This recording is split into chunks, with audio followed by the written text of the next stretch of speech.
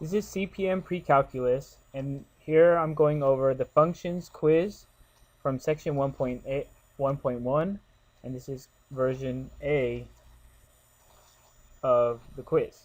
Okay, this is number 1.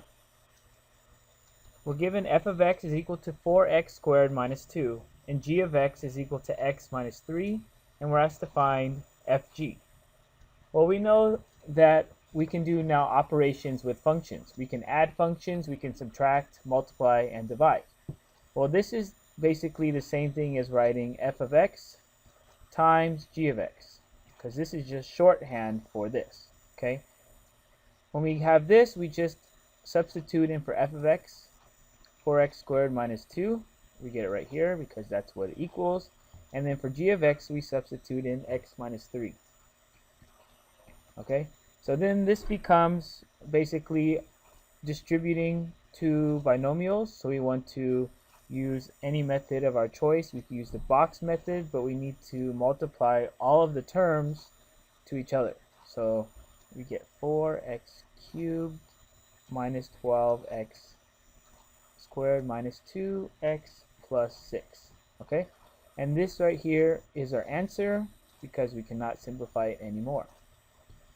That's part A. We're just multiplying f times g. Okay, part B, we're asked f of g of x.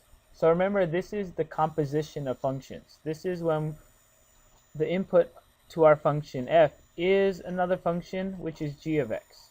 So to figure this one out, we look inside in these parentheses first, and we have g of x. We substitute what g of x is. And now we're asked to find f at x minus 3. So this is now our input. Instead of x, we want to input x minus 3 there. So anytime we see an x in the definition, we're going to substitute it in with x minus 3. So we have 4 times x. So instead of x, we write x minus 3 squared minus 2. Okay, so again, we're going to be multiplying x minus 3 times x minus 3 because it's squared. You could do that in any method you want. So x minus 3 times x minus 3 is x squared minus 6x plus 9. We still have to subtract 2 over there. Then we want to distribute that 4 in. So we get 4x squared minus 24x plus 36. We still have the minus 2. Then we combine like terms. We have 4x squared minus 24x plus 34. Okay? And this here is our answer because we cannot simplify it anymore. Alright, and finally we have f to the power of negative 1 of x. No. This, remember, is not to the power of negative 1. This means the inverse function, right? Whenever we see that negative 1 as a power, it doesn't. If it's going to a function, that means inverse. And this is where we think back and we know wrapping and unwrapping the function. So this problem, we don't care about g. We're just looking at f. So we start here and we look, how was this function wrapped? Okay. So we start with y equals x. Then what do we do first? We square that x, right? So what we do is square. Okay, what do we do next? So this is where we start. 1, 2. Then we multiply it by 4. So we're just multiplying by 4. And finally, we subtract 2. So it's 4x squared minus 2. Subtract 2. So these are the 3 things we did to create our function. And now to get the inverse, now we want to unwrap how we just wrapped it. So again, we start at y equals x.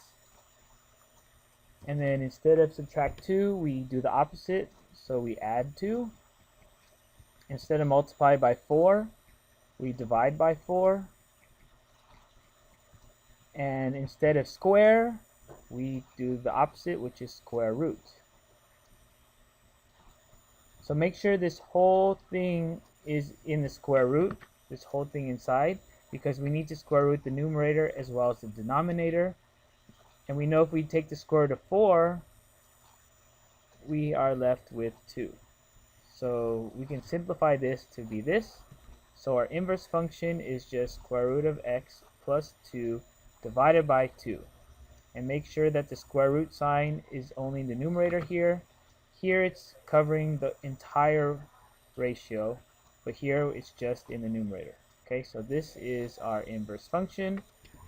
And this ends number 1 on our functions quiz A.